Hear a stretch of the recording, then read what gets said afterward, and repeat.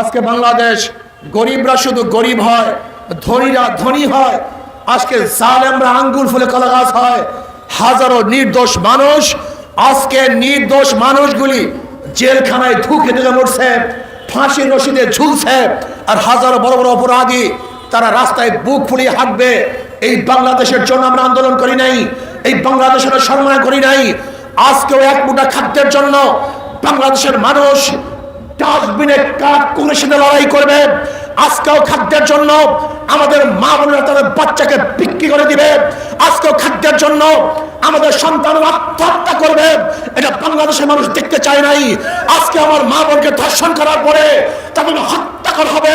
আজকে বাংলাদেশের মানুষের মা বোনদের চেহারার মধ্যে এসিড নিক্ষেপ করে রক্ত করা হবে। এই বাংলাদেশ আমরা দেখতে চাই নাই। আমরা দেখতে চাই নাই পরের গোলামি, আমরা দেখতে চাই নাই ভারতের হস্তক্ষেপ।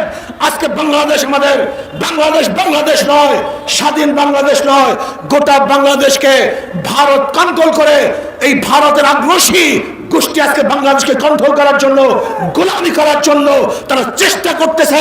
আমরা গোলামির জিনজিকে ছিন্ন করে স্বাধীন হতে চাই, মুক্ত হতে চাই, মানুষের অধিকারকে বলিয়ে দিতে চাই। আজকের এই গণসমাবেশে এ পর্যায়ে প্রধান অতিথির মূল্যবান ভাষণ প্রদান করবেন ইসলামী আন্দোলন বাংলাদেশের সংগ্রামী সিনিয়র নায়েবে আমির, এ দেশে লাখো কোটি তৌহিদি জনতার আধ্যাত্মিক ও রাজনৈতিক রাবর, বৈষম্য বিরোধী এবং স্বৈরাচার বিরোধী আন্দোলনের মহানায়ক মুফতি সৈয়দ মোহাম্মদ ফয়জুল করিম শেখ চরমনাই।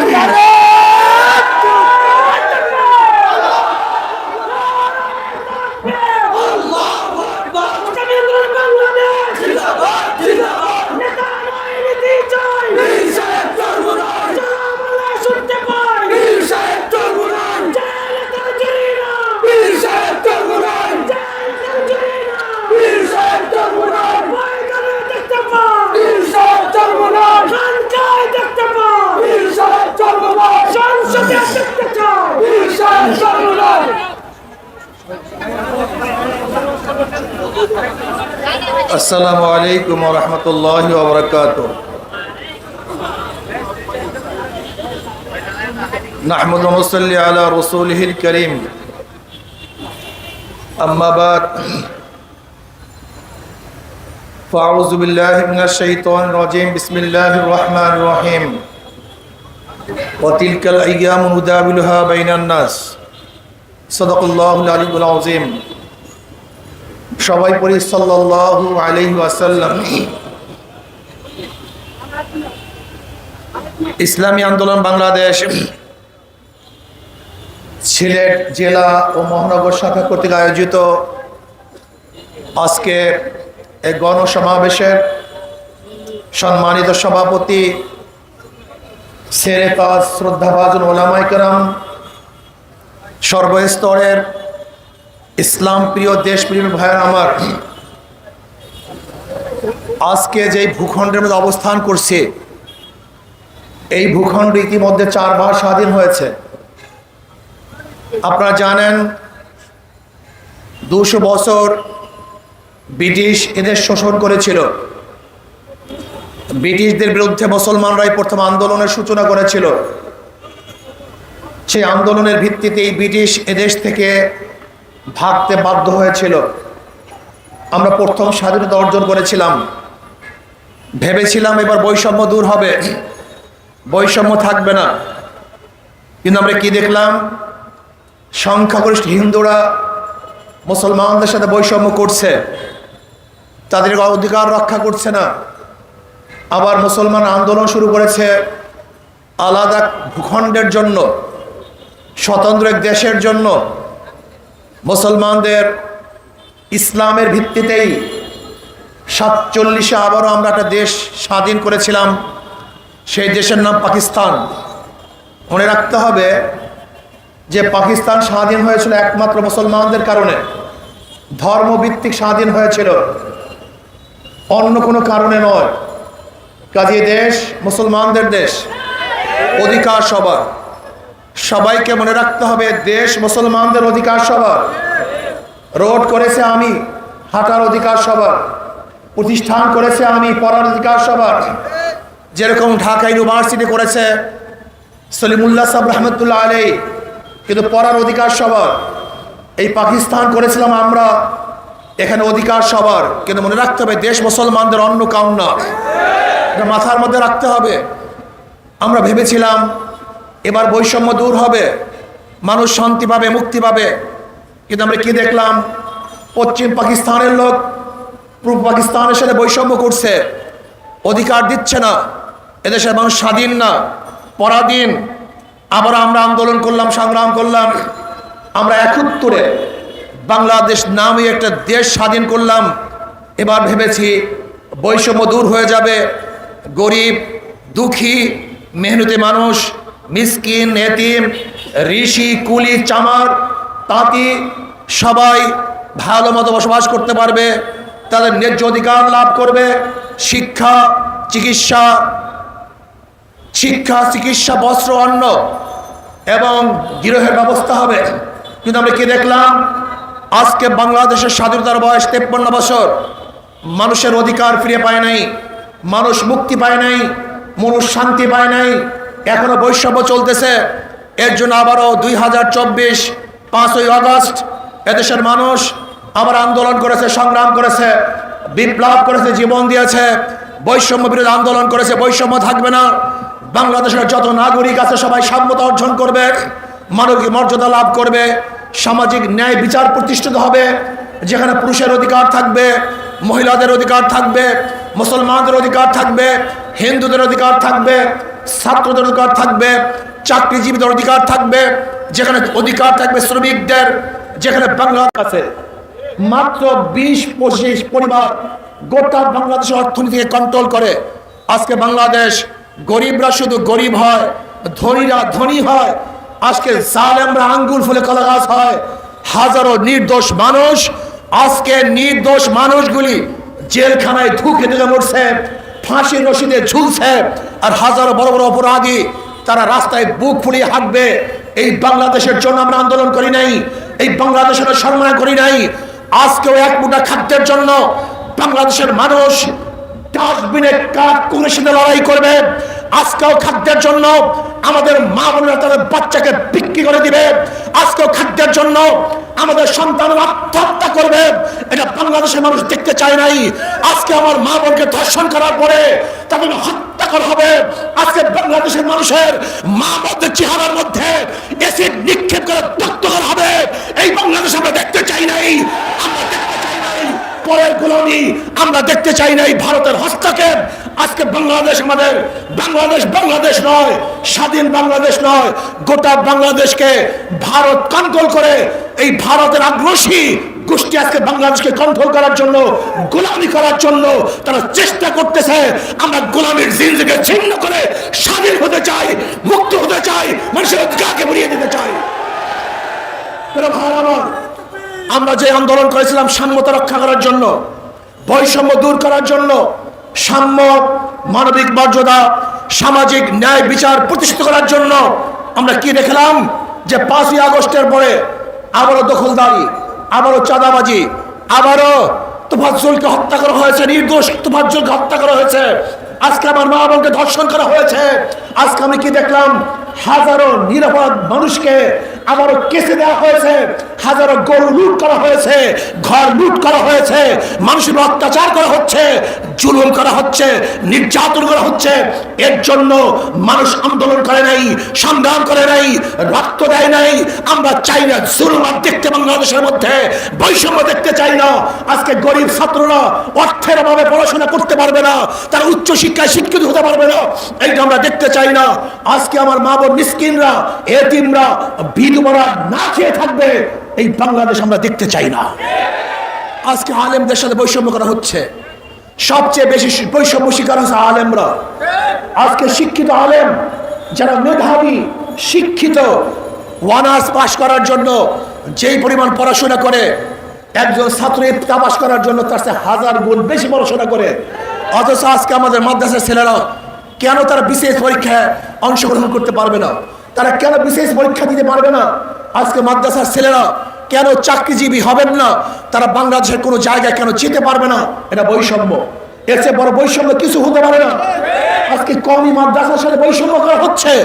কওমি মাদ্রাসার ছেলেদেরকে আজকে অনেক জায়গায় ইন্টারভিউ দেওয়ার জন্য অযোগ্য ঘোষণা করা হচ্ছে। আজকে যেই মাসআলাগুলি কওমিয়ার ছাত্ররা সবচেয়ে বেশি জানে, সেই নিখার কাজী হিসাবেও আজকে কওমি মাদ্রাসার ছেলেরা চাকরি পাচ্ছে না। এটা কেমন বৈষম্য আমি তো বুঝছি না।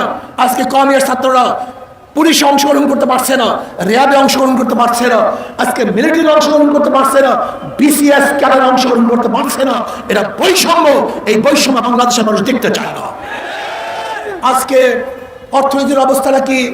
ধনী শুধু ধনী হবে আর গরিব শুধু গরিব হবে, এই বৈষম্য দেখতে চাই না। আজকে বাংলাদেশের অর্থনীতির অবস্থা কি জানেন আপনি? আপনি যাবেন ব্যাংকে 5 লক্ষ টাকা আনার জন্য, ব্যাংক বলবে আপনার কি মর্গেজ দেওয়ার টাকা আছে? আপনি বলেন আমার তো মর্গেজ নেই। তাহলে ব্যাংক তো আপনাকে টাকা দিবে না, যার টাকা আছে ব্যাংক তাকেই টাকা দিবে। তার মানে ধনীকে ধনী বানায়।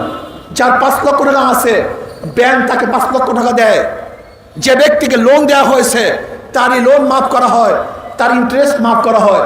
তাই ধনীকে বর্তমান অর্থনীতি 5 বার ধনী বানায় আর গরিবের পেটে 5টা লাথি মারে। আগের থেকে বড় লোকের 5 লক্ষ টাকা ছিল, একবার ধনী। ব্যাংক থেকে 5 লক্ষ টাকা দিয়েছে, 2 বার ধনী। তার লোন মাফ করা হয়েছে, 3 বার ধনী। তার ইন্টারেস্ট মাফ করা হয়েছে, 4 বার ধনী। আর গরিবের পেটের মধ্যে 5টা লাথি। আগের থেকে 5 লক্ষ টাকা ছিল না, 1 লাথি। ব্যাংক থেকে 5 লক্ষ টাকা দেয় নাই, 2 লাথি। তার ইন্টারেস্ট মাফ করা হয় নাই, 3 লাথি। তার লোন মাফ করা হয় না, 4 লাথি। এবং বড়লোকদের যেই টাকা মাফ করা হয়েছে, এই টাকাগুলো যদি বাংলাদেশ ব্যাংকে থাকতো, ওই গরিব বাংলাদেশের নাগরিক হিসাবে সেই টাকারও মালিক ছিল। কিন্তু বড়লোকদেরকে লোন মাফ করার কারণে গরিবের পেটের মধ্যে 8 লাথি, মোট 5 লাথি। বর্তমান অর্থনীতি গরিবকে গরিব বানায় আর ধনীকে ধনী বানায়। আর ইসলামী অর্থনীতি হলো গরিবকে ধনী বানায় আর ধনীদেরকে সাম্য রাখে, সমান রাখে। যেমন জাকাত কাদের জন্য? গরিবদের জন্য। ওসর কাদের জন্য? গরিবদের জন্য। ফিতরা কাদের জন্য? গরিবদের জন্য। দান কাদের জন্য? গরিবদের জন্য। মানব কাদের জন্য? গরিবদের জন্য। ইসলামী অর্থনীতি, গোটা অর্থনীতি গরিবদের জন্য। অথচ কপাল পরা গরিবরা ইসলামকে ফলো করে না, ইসলামী অর্থনীতি বাস্তবায়ন করতে চায় না। আমি চ্যালেঞ্জ দিয়ে বলতে পারি, যদি ইসলামী অর্থনীতি বাংলাদেশে বাস্তবায়ন হয়, আগামী 5-10 বছর পরে একজন গরিব সীমার, দরিদ্র সীমার নিচে থাকবে না, সব দরিদ্র সীমার উপরে চলে যাবে। আজ আমি চাই যাদের মাধ্যমে এদেশের গরিবরা গরিব হয়, জুলুম হয়, অত্যাচার হয়, অবিচার হয়, তাদেরকে আমরা ক্ষমতায় দেখতে চাই না। যারা 5ই আগস্টের পরে লুট করছে, চাঁদাবাজি করছে, এদেরকে আমরা দেশের মধ্যে ক্ষমতায় দেখতে চাই না। ভাইরা আমার, আজকের সমস্যা আমাদের মধ্যে, সমস্যা সরকারের মধ্যে নয়, সবচেয়ে বড় সমস্যা হলো জনগণের মধ্যে। এই জনগণ কাকে নির্বাচন করবে, এই নির্বাচন করতে ভুল করার কারণেই তারা বারবার ক্ষতিগ্রস্ত হয়। আপনাকে অবশ্যই মনে রাখতে হবে, একজনের নাম এ, একজনের নাম বি, একজনের নাম সি। এও চোর, বিও চোর, সিও চোর। ক্ষমতা আছে এ, সে কি করবে? কথা বলেন। হটাও এ, বসাও বি, সে কি করবে? হটাও বি, বসাও সি, সে কি করবে? কারণ নেতার পরিবর্তন হয়েছে, দলের পরিবর্তন হয়েছে, নীতি ও আদর্শের পরিবর্তন হয়নি। ওসি চলে যায়, এসপি পরিবর্তন হয়, ডিসি ট্রান্সফার হয়, কিন্তু দুর্নীতি ট্রান্সফার হয় না। এর কারণটা কোথায়? এর কারণটা হলো নেতা পরিবর্তন হয়েছে, লেকিন নীতি ও আদর্শের পরিবর্তন হয়নি। মাদার গাছ লাগিয়ে আমের আশা করা যায় না, তেঁতুল গাছ লাগিয়ে মিষ্টি ফলের আশা করা যায় না। চোরের মাধ্যমে চোর মুক্ত দেশ গড়া যায় না, ধর্ষকের মাধ্যমে ধর্ষক মুক্ত দেশ করা যায় না, দুর্নীতির মাধ্যমে দুর্নীতি মুক্ত দেশ করা যায় না। যতদিন পর্যন্ত খোদাভীরু আল্লাহওয়ালা নেতৃত্ব দেশের নেতৃত্ব না প্রদান করবেন, ততদিন পর্যন্ত আন্দোলন করবেন, সংগ্রাম করবেন, কিন্তু মানুষের ভাগ্যের পরিবর্তন হবে না। আজকে এটিএম আবু তুরাব, এই সিলেটের সাংবাদিক, বৈষম্য বিরোধী আন্দোলন করতে গিয়ে তিনি শহীদ হয়েছেন। যে জালেমরা তাকে শহীদ করছে, আমরা তাদের বিচার কামনা করছি। আজকে দেখেছেন গোটা বাংলাদেশ চলতেছে ভারতের নিয়ম অনুযায়ী। আমি গিয়েছিলাম আজকে যেখানে ভোলাগঞ্জ পাথর উত্তোলন করা হয়, সেখানে কি অবস্থা, পরিবেশের দোহাই দিয়ে পাথর উত্তোলন করা সম্পূর্ণ বন্ধ করে দিয়েছে। অথচ আমি দেখে আসছি অদূরই ভারতের মধ্যে, ভারতের সীমানার মধ্যে আমরা দেখেছি সেখানে বুমমিন করে, পাহাড়কে ধ্বংস করে সেখান থেকে পাথর উত্তোলন করে, তাতে পরিবেশ নষ্ট হয় না। অথচ আমাদের দেশের কিছু ভারতের দালালরা পরিবেশের দোহাই দিয়ে আমাদের দেশের হাজার হাজার হাজার হাজার কোটি কোটি টাকা আজকে তারা নষ্ট করে ফেলেছে। অথচ বিদেশ থেকে, ভারত থেকে পচা পাথর আমি নিজে দেখে আসছি, যেখানে মাটি মাখা খুব পচা মানের পাথর, নিম্নমানের পাথর তারা নিয়ে আসছে। অথচ আমাদের দেশের খনিজ, আমাদের দেশের পাথর আমরা তুলতে পারছি না। আমি অন্তর্বর্তী সরকারকে বলবো, আমি মনে করি যারা পরিবেশের দোহাই দিয়ে পাথর উঠানোকে বন্ধ করেছেন, তারা এদেশের চিন্তা ভাবনা লালন করেন না, তারা ভারতের চিন্তা ভাবনা লালন করেন। তাদের মেজাজ মন এই দেশের মেজাজ মন নয়, তারা ভারতের মেজাজ এবং মন নিয়ে বসবাস করতেছেন। কাজে আমি অন্তর্বর্তী সরকারকে বলবো, অচিরেই আমাদের দেশের পাথর উঠাবার ব্যবস্থা করে দেন। হাজার হাজার লক্ষ লক্ষ গরিব আজকে ক্ষুধার্ত অবস্থা আছে। আপনার পত্রিকায় দেখেছেন আজকে ক্ষুধার তাড়নায় কয়েকদিন আগে এক পরিবার আত্মহত্যা করেছে। অথচ পাথর উত্তোলন করতে পারত, তারা আত্মহত্যা করতে হতো না। আমাদের হাজার হাজার কোটি কোটি টাকা বাংলাদেশে সেই হইতো, আমাদের দেশে বিদেশে পাচার হতো না। আজকে পাথর আমদানির নামে হাজার হাজার কোটি কোটি ডলার বিদেশে পাচার হয়ে যায়। এর জন্য আমি সরকারকে বলবো, পাথর উঠাবার ব্যবস্থা করে দেন।